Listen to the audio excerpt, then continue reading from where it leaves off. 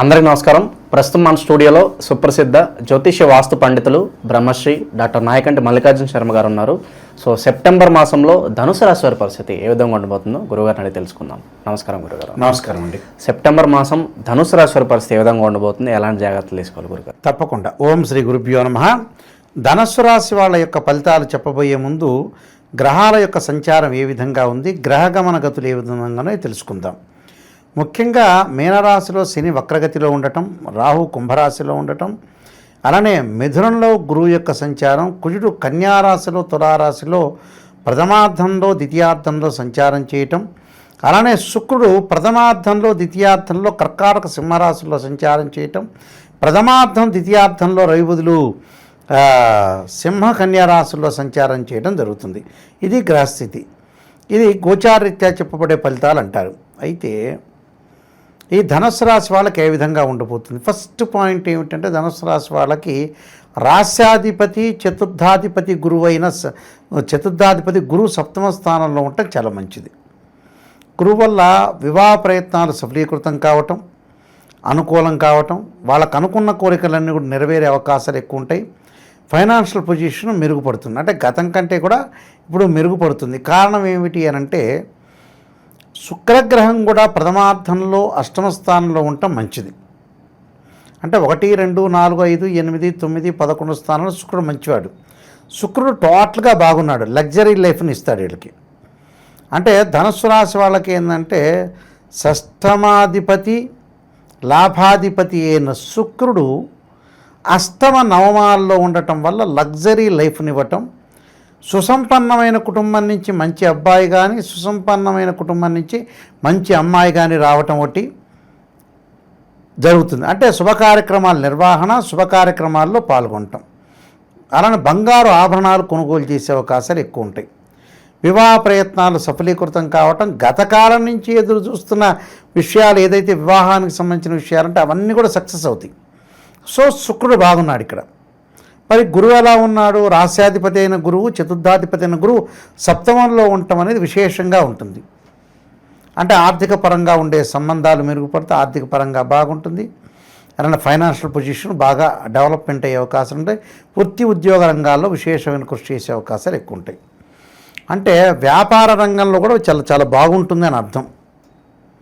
ఇక్కడ ధనుస్సు రాశి వాళ్ళకి చతుర్థ స్థానంలో ఉన్న శని వక్రగతిలో ఉంటాడు.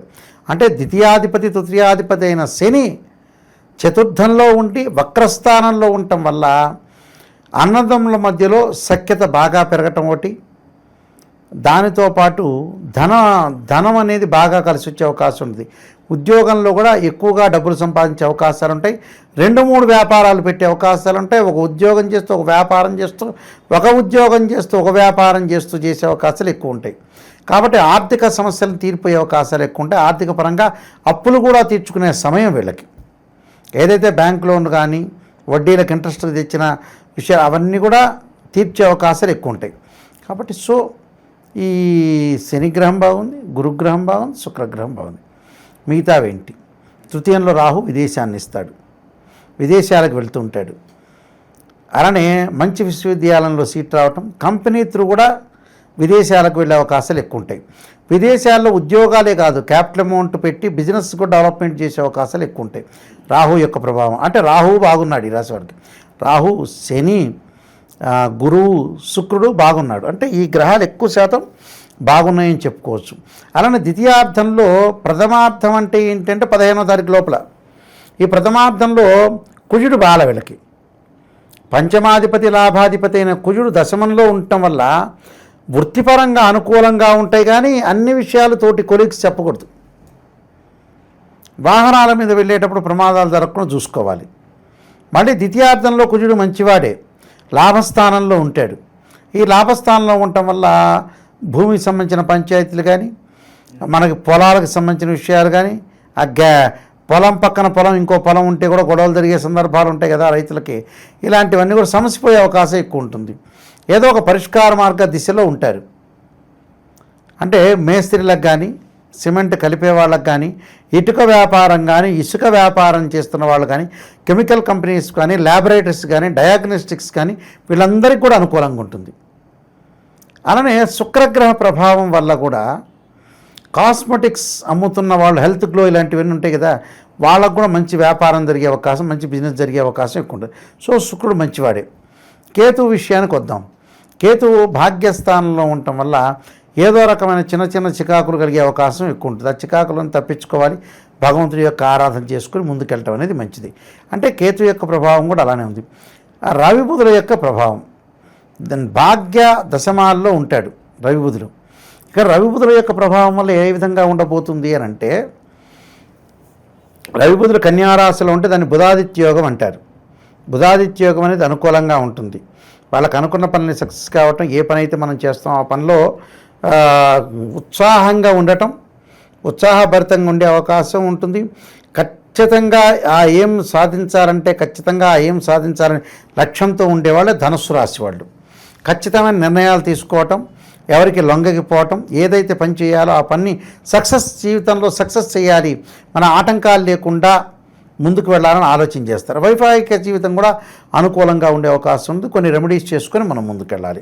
ఇక విశేషంగా ఎలాంటి పరిహారాలు చేసుకోవడం ద్వారా ధనుసు రాశి వారికి బాగుంటుందంటారు గురుగారు? వాళ్ళకి ఖచ్చితంగా ధనుస్సు రాశి వాళ్ళకి చేయాల్సిన పరిహారం ఏంటి అంటే, ఆంజనేయ స్వామి యొక్క ఆరాధన. ఆంజనేయాయుధే వాయుపుత్రాయుధమే తన్నో హనుమత్ ప్రచోదయాత్. భయం కలగకుండా చూసుకోవాలి. భయం అనేది కలగకుండా ఆంజనేయ స్వామి యొక్క ప్రదర్శనలు.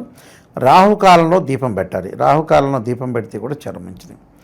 దానితో పాటు సూర్యుడు యొక్క నమస్కారం. ఆదిత్యాయుధే సహస్రమూర్తాయుధమే తన్నో సూర్య ప్రచోదయాత్ అనే మంత్రాన్ని ఆదివారం రోజున ప్రాతకాలంలో చదువుకోవటం చాలా మంచిది. అలానే ఇంకేమిటి అంటే, వాళ్ళు చేయాల్సింది ప్రత్యేకంగా ముఖ్యంగా పెసలు దానం చేయాలి. అంటే పెసలు, ఆకుపచ్చని వస్త్రము దానం చేస్తే చాలా మంచిది వాళ్ళకి. విశేషంగా ఆ దానం చేయటం వల్ల గోదానం కూడా చేయటం చాలా మంచిది.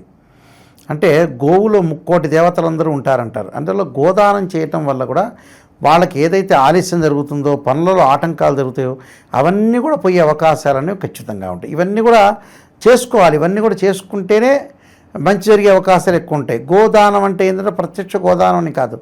ప్రత్యక్ష గోదానం చేయాలంటే చెయ్యొచ్చు, తప్పేం లేదు. లేకపోతే వెండి రజిత గోదానం బ్రాహ్మణుడికి దానం చేయాలి. దానికి మంత్రం చెప్పుకుంటూ గణపతి పూజ పుణ్యావాచ్యం చేసుకుంటూ గోను పూజ చేసి గోదానం చేయడం చాలా మంచిది. లేదా ప్రత్యక్ష గోదానం కూడా చేసుకోవచ్చు. దానిలో కూడా మంచి జరిగే అవకాశాలు ఎక్కువగా ఉంటాయి. కాబట్టి ఇవన్నీ కూడా కొన్ని నిర్ణయాలు మనం చేసుకునేటప్పుడు కొన్ని పరిహారాలు పాటించి ముందుకెళ్తే మనకు అద్భుతమైన రిజల్ట్స్ వచ్చే అవకాశం ఖచ్చితంగా ఉంటుందండి. గురుగారు, ఓవరాల్గా ధనుసు రాశి వారి పరిస్థితి ఈ మాసం ఏ విధంగా ఉండబోతుందో అద్భుతంగా వివరించారు. ధన్యవాదాలు గురుగారు. నమస్కారం.